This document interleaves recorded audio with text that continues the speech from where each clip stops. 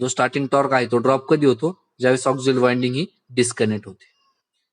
त्यानंतर next motor आहे तुमची capacitor start motor. Capacitor start motor. आता या मोटरमध्ये कॅपॅसिटर पण कनेक्ट केलेलं आहे एक, ठीक आहे.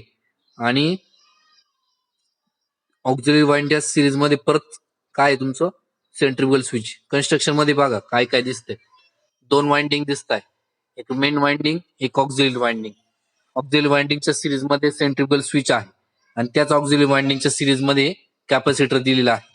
म्हणजे ह्या मोटरचा स्टार्टिंग टॉर्क हा खूप जास्त असतो as compare to split phase induction motor. का बरं जास्त असतो, तर कॅपॅसिटर हा पॉवर फॅक्टर इम्प्रुव्हमेंट करतो. काय करतो, पॉवर फॅक्टर इम्प्रूव्ह करतो, ठीक आहे. ज्यावेळेस दोन्ही वाइंडिंग प्रेझेंट मध्ये असतील त्यावेळेस स्टार्टिंग टॉर्क बघा किती. या मोटरमध्ये स्टार्टिंग टॉर्क किती होता, तो नियर अबाउट तुमचा 100 आणि वरती 200. नियर अबाउट तो काय होता 180 होता. किती होता 180. आणि या मोटरमध्ये स्टार्टिंग टॉर्क बघा किती दिसतोय, 310-320च्या आसपास दिसतोय. का बरं, कॅपॅसिटर पण कनेक्ट आहे स्टार्टिंगला. आणि त्यानंतर काय होतं, ज्यावेळेस मोटर नॉर्मल स्पीडला फिरायला लागते त्यावेळेस सेंट्रिफ्युगल स्विच काय होतं, ओपन होतं. ओपन झाल्यामुळे काय काय डिस्कनेक्ट होऊन जातं, ऑक्झिलरी वाइंडिंग पण डिस्कनेक्ट होऊन जाते आणि जे कॅपॅसिटर कनेक्ट केलेलं आहे ते पण काय होतं, डिस्कनेक्ट होऊन जातं. त्यामुळे डायरेक्ट सडनली तुमचा जो स्टार्टिंग टॉर्क किंवा जो टॉर्क आहे तो काय होतो, सडनली डाऊन होतो. तो बघा 100च्या खाली आलेला आहे स्टार्टिंग टॉर्क नंतर, ज्यावेळेस ऑक्झिलरी वाइंडिंग आणि कॅपॅसिटर डिस्कनेक्ट होऊन जातो. कॅपॅसिटरचं काय फंक्शन आहे, to improve the power factor. या मोटरचा स्टार्टिंग टॉर्क हा जास्त असतो as compare to split phase induction motor. In a capacitor start motor, a capacitor is included in a series with the auxiliary winding. हे बघ screen मध्ये तुम्हाला दिसतंय डायग्राम मध्ये ऑक्झिलरी वाइंडिंगच्या सिरीज मध्ये काय कनेक्ट केलं आपण, capacitor. If the capacitor value is properly choose, it possible to design a capacitor start motor such that the main winding current lags the auxiliary winding current by exactly 90 degree. Therefore, the starting torque developed by a capacitor motor can be good as any polyphase motor. ठीक आहे. Due to capacitor starting torque हा जास्त असतो.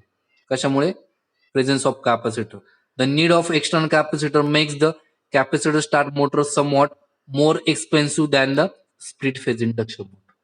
ठीक आहे. Capacitor आपण add केलेला आहे सिरीज मध्ये, स्टार्टिंग टॉर्क इन्क्रीज झालेला आहे, नो प्रॉब्लेम. पण त्यामुळे कॅपॅसिटर प्रेझेंट असल्यामुळे त्या मोटरची जी कॉस्ट आहे ती सुद्धा काय होते, वाढते. A capacitor start motor is used when starting torque requirement are 4 to 5 times the rated torque.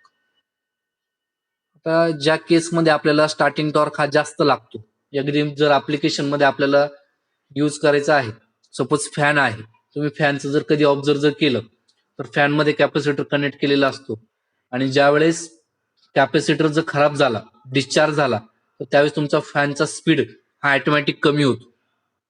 तुम्ही सगळ्यांनी ऑब्झर्व केलेलं असेल, तुमच्या सिलिंग फॅनला एक कॅपॅसिटर कनेक्ट केलेलं असं व्हाईट कलरचं. ते कॅपॅसिटर जर तुमचं डिस्चार्ज झालं, खराब झालं, तर तुमच्या फॅनचा स्पीड हा कमी होतो. फॅनचा स्पीड का कमी होतो, तर तुमचा जो काही पॉवर फॅक्टर आहे किंवा जो टॉर्क आहे त्या मोटरचा तो कमी होतो. आणि तो जास्त काय असतो, तर due to presence of capacitor.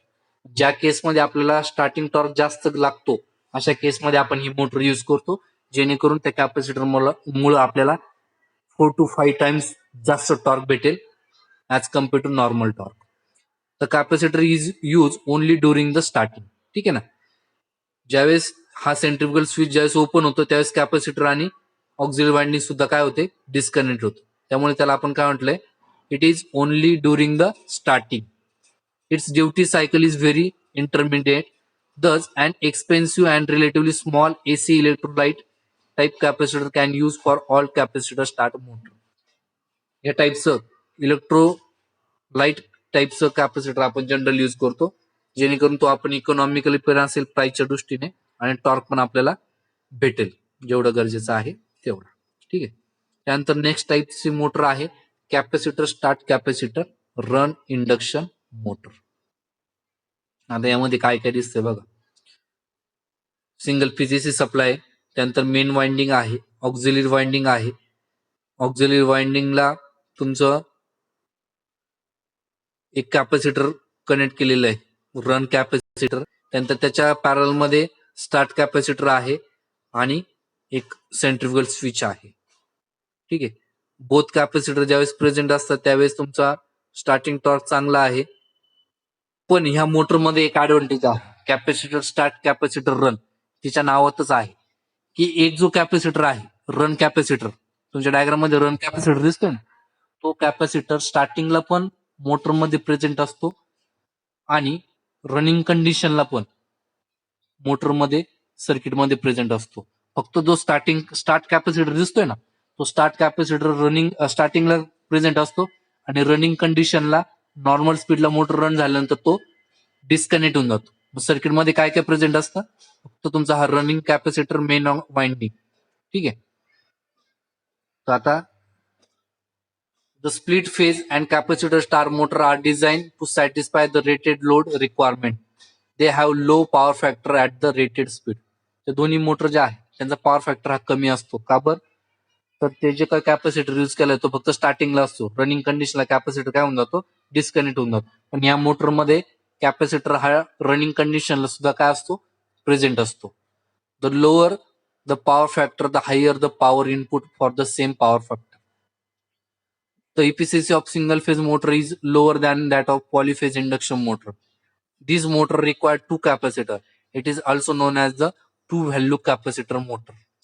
The efficiency of single phase induction motor can improve by employing the another capacitor when the motor runs at the rated speed.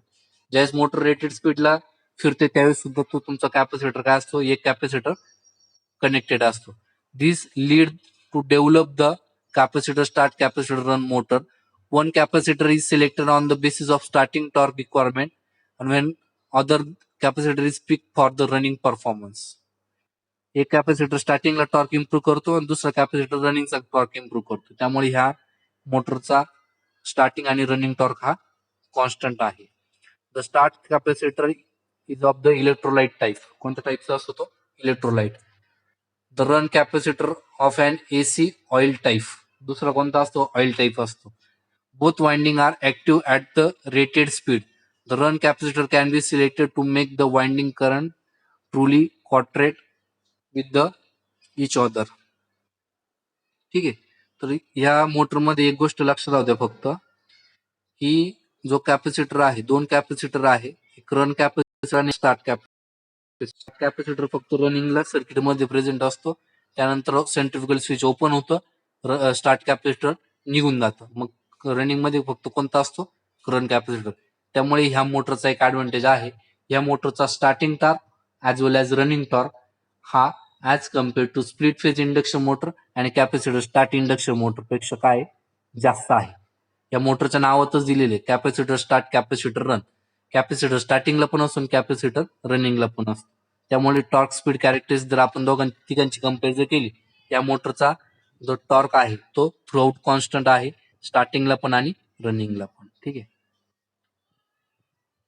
त्यानंतर लास्ट मोटर आहे तुमची स्प्लिट कॅपॅसिटर मोटर. यामध्ये centrifugal स्विचच absent आहे बघा. Centrifugal switch काय absent म्हणजे काय, ह्या मोटरमध्ये स्टार्टिंगला पण आणि रनिंगला पण कॅपॅसिटर पण प्रेझेंट असतो आणि ऑक्झिलरी वाइंडिंग पण प्रेझेंट असते, ती डिस्कनेक्ट होत नाही. Less expensive version of capacitor start capacitor run motor. Motor use the same capacitor for both starting and full load operation. एकच कॅपॅसिटर असतं, ते स्टार्टिंगला पण आणि रनिंगला पण यूज होतं. The auxiliary winding and the capacitor stay in a circuit. Auxiliary winding आणि कॅपॅसिटर सर्किटमध्ये प्रेझेंट असतं as long the motor operate there no need for centrifugal switch. त्यामुळे सेंट्रिफ्युगल स्विचची गरज नाही. This reason the motor length is smaller than the other type of motor. The capacitor is usually selected to obtain high efficiency at the rated load. Since the capacitor is not properly matched to the developed optimal starting torque, these motors are also good candidates for the application that require frequent start. ठीक आहे. Other type of motor discussed above the 10 overrated with a fewer rotating parts of permanent capacitor motor is usually high efficiency at a full load. त्यामुळे ह्या मोटरची जी काही efficiency आहे ती high आहे as compare to other 3 motors. परत एकदा circuit बघा. सेंट्रिबल स्विच ऍबसेंट आहे, त्यामुळे ऑक्झिलरी वाइंडिंग आणि कॅपॅसिटर हे दोन्ही कंडिशनला, स्टार्टिंगला पण आणि रनिंगला पण काय असतं, सर्किटमध्ये प्रेझेंट असतं. ठीक आहे. कम्पॅरेटिव्हली आता सर्व मोटर्स बघा. फर्स्ट जी मोटर आहे तुमची कोणती आहे, split phase induction motor. Split phase induction motor जी हा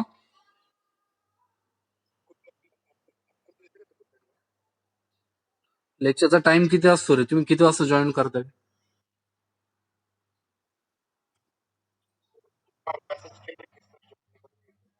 बरोबर आहे ना. टाइम जर तुमचा लेक्चरचा 12:45 आहे आणि आता होत आहे तुमचा 1:15 वाजतोय आणि मी एकदा स्क्रीन शेअर केल्यानंतर मला वेटिंग रूम दिसत नाही, टायमिंग वर जॉईन व्हायचं ना. हा, तर ही पहिली मोटर आहे तुमची स्प्लिट फेज इंडक्शन मोटर. त्यामध्ये main winding, starting winding, capacitor इथे नसतो, लक्षात घ्या. यामध्ये फक्त 2 वाइंडिंग आणि सेंट्रिबल स्विच आहे. स्टार्टिंगला दोन्ही वाइंडिंग प्रेझेंट असतात. मोटर रेटेड स्पीडला रोटेट झाली, सेंट्रिफ्युगल स्विच ऑपरेट होतो आणि ऑक्झिलरी वाइंडिंग डिस्कनेक्ट होते. त्यामुळे ह्या मोटरचा फक्त स्टार्टिंग टॉर्क हाय असतो, रनिंग टॉर्क हा लो असतो. त्यानंतर पुढची मोटर आहे कॅपॅसिटर स्टार्ट मोटर. यामध्ये कॅपॅसिटर ठीक आहे. स्टार्टिंगला कॅपॅसिटर पण ऍड असतो, ऑक्झिलरी वाइंडिंग पण ऍड असते सर्किटमध्ये. त्यामुळे स्टार्टिंग टॉर्क हाय आहे आणि ज्यावेळेस मोटर रेटेड स्पीडला मूव्ह होते त्यावेळेस तुमचा कॅपॅसिटर आणि ऑक्झिलरी वाइंडिंग काय होऊन जाते, डिस्कनेक्ट होऊन जाते. त्यामुळे as compare to split phase induction motor ह्या मोटरचा स्टार्टिंग टॉर्क हा बेटर आहे. ठीक आहे. त्यानंतर पुढची मोटर आहे तुमची कॅपॅसिटर स्टार्ट कॅपॅसिटर रन. यामध्ये 2 कॅपॅसिटर आहे, एक परमनंटली सर्किटमध्ये प्रेझेंट असतं आणि एक फक्त स्टार्टिंगला सर्किटमध्ये असतं. त्यामुळे ह्या मोटरचा starting torque as well as running torque हा जास्त असतो as compare to other 2 motors. आणि लास्ट मोटर आहे तुमची परमनंट स्प्लिट कॅपॅसिटर मोटर. यामध्ये सेंट्रिफ्युगल स्विच ऍबसेंट असल्यामुळे तुमचं कॅपॅसिटर आणि ऑक्झिलरी वाइंडिंग ही दोन्ही कंडिशनला, स्टार्टिंगला पण आणि रनिंगला पण तुमच्या सर्किटमध्ये प्रेझेंट असते. त्यामुळे ह्या मोटरचा starting torque as well as running torque हा बेटर असतो as compare to other motors. ठीक आहे. त्यानंतर हा लास्ट टाईप आहे तुमचा शेडेड पोल इंडक्शन मोटर.